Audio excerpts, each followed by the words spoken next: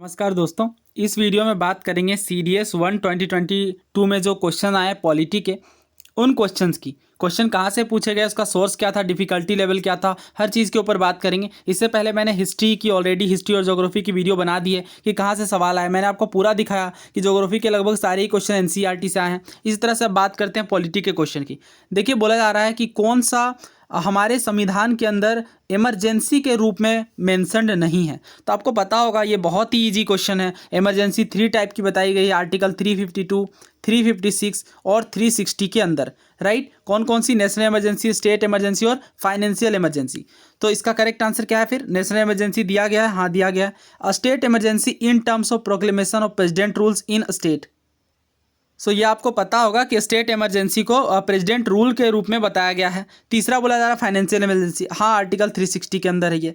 Health emergency ऐसी कोई बात नहीं बोली गई है। बहुत ही ईजी क्वेश्चन है। इस क्वेश्चन के लिए सोर्स लाना उचित नहीं मैंने समझा, क्योंकि ये लक्ष्मीकांत से लेकर लूसेंट तक हर बुक के अंदर ये आपको कवर्ड मिल जाएगी। इस पर डिटेल में कभी बात करेंगे इमरजेंसी के ऊपर सेपरेट टॉपिक में, क्योंकि एक बड़ा टॉपिक है और इससे अक्सर ही क्वेश्चन आते हैं। अगले सवाल की ओर बढ़ते हैं।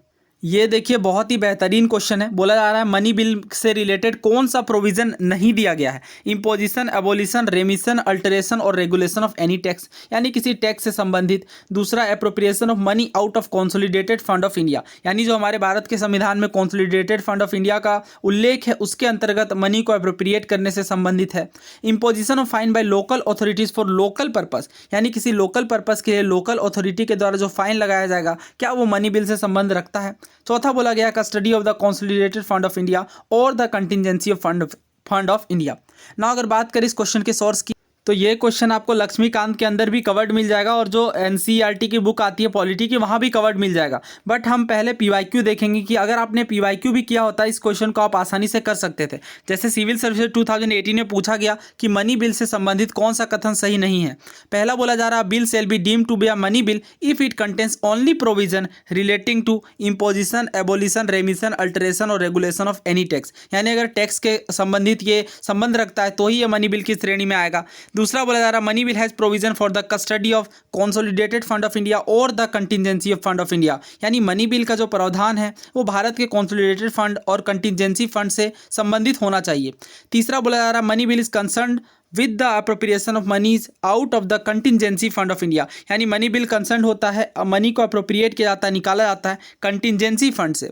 चौथा बोला जा रहा है, money bill deals with the regulation of borrowing of money और giving of any guarantee by the government of India, यानी जो मनी बिल होती है वो डील करती है रेगुलेशन ऑफ जो सरकार के गवर्नमेंट ऑफ इंडिया के बोरोइंग से।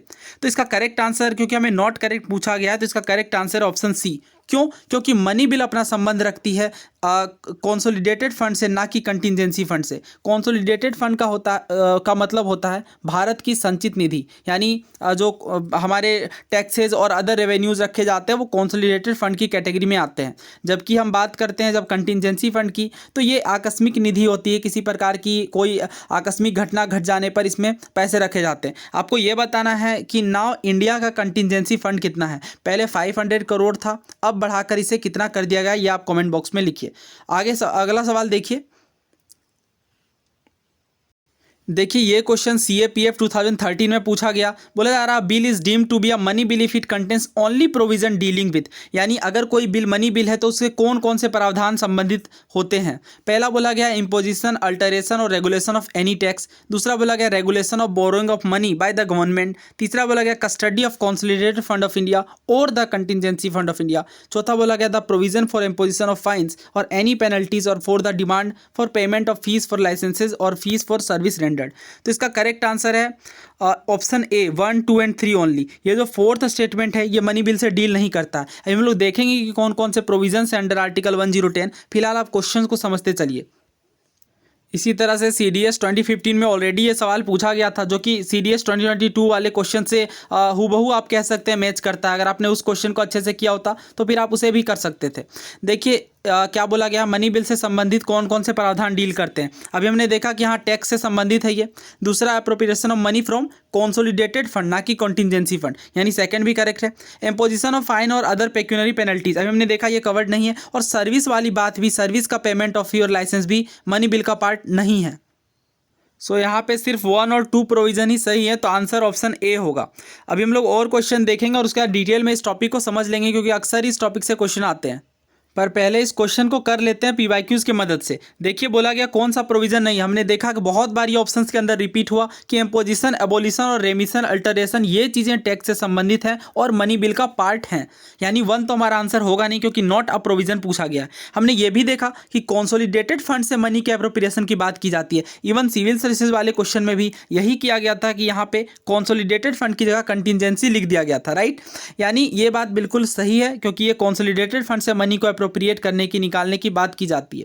तीसरा देखिए, imposition of fines by local authority for local purpose. ये तो ऐसे भी आप बता सकते थे कि ये मनी बिल का पार्ट नहीं है, बल्कि ये थर्ड वाला फाइनेंशियल बिल का पार्ट है, बट मनी बिल का पार्ट नहीं है। आपने पढ़ा होगा कि फाइनेंशियल बिल के अंतर्गत मनी बिल आता है। हालांकि ये मैं चाहूँगा कि सेपरेट वीडियो बनाकर डिटेल में डिस्कस करूँ, अदरवाइज तो ही ये फ्रूटफुल होगा।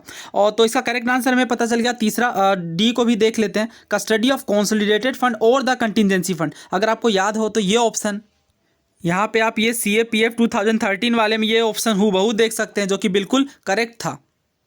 पीवाईक्यूज को शो करने का मेरा मोटिव यही होता है कि आप समझ सकें कि कुछ टॉपिक जो कि बहुत कठिन है, जो आपने अच्छे से ऑल्दो किया हो या नहीं, बट अगर आपने पीवाईक्यूज अच्छे से समझ लिया है और कर लिया है, तो इस तरह के कठिन सवाल भी आप आसानी से कर सकते हैं विथ 100% श्योरिटी। हालांकि चलिए मनी बिल के बारे में डिटेल से समझ लेते हैं कि क्या क्या प्रोविज़न इसके अंतर्गत शामिल हैं।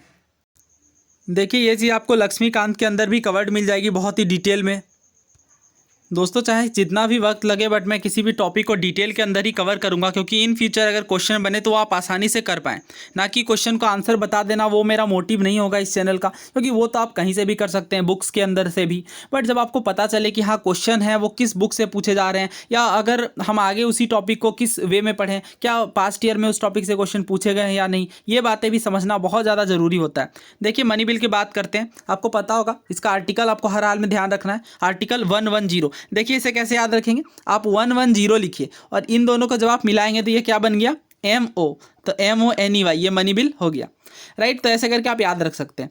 अब देखिए आर्टिकल 110 में हमें मनी बिल की डेफिनेशन दी गई है। इसके अंतर्गत क्या है, कोई भी बिल मनी बिल की श्रेणी में कब शामिल होगा, तो इसके लिए हमें कुछ निश्चित प्रोविजन दिए गए। यहाँ पे आपको फोकस करना वर्ड ओनली पे। अगर इन बातों में से शामिल बातें हैं तो ही मनी बिल की कैटेगरी में वो चीज़ें आएंगी। अदरवाइज अगर देखिए क्या होता था ना, ये मनी बिल के रिगार्डिंग लोकसभा को ज़्यादा पावर दी गई है, तो बहुत सारी बातों में आप समझ सकते हैं इसे इस वे में कि बहुत सारी बातों को अदरवाइज फिर मनी बिल की कैटेगरी में रखा जाएगा और इसका मिसयूज भी देखा जा सकता है। इसलिए ये चीज़ें बहुत ही डिटेल वे में डिफाइन कर दी गई, राइट। तो आप जब समझ के चलेंगे कि हाँ ऐसा क्यों हुआ या क्या रीजन थे कि ओनली प्रोविजन रखा जा रहा है, तो आप बेहतर वे में इन चीज़ों को समझ पाएंगे। अब देखिए टैक्स से संबंधित कि टैक्स के इम्पोजिशन कहाँ लगाना है, एबोलिशन कैसे होगा, रेमिशन क्या है, अल्टरेशन क्या है और रेगुलेशन, इन बातों पे जो है वो मनी बिल का प्रोविजन है।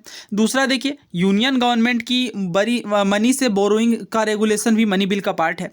तीसरा कंसोलिडेटेड फंड ऑफ इंडिया या फिर कंटिजेंसी फंड ऑफ इंडिया की कस्टडी, वर्ड पे फोकस करिए, custody, the payment of moneys into और withdrawal of money from any such fund. इस तरह के किसी भी फंड से मनी को विथड्रॉ करना भी मनी बिल का पार्ट है। आगे देखिए कंसोलिडेटेड फंड ऑफ इंडिया से मनी अप्रोप्रिएट किया जाएगा, ना कि कंटिजेंसी फंड से। देखिए क्या होता है ना, जब हम पीवाईक्यूज कर लेते हैं हम समझ जाते हैं कि यहाँ पे हमें क्या लिख करके कन्फ्यूज किया जा सकता है।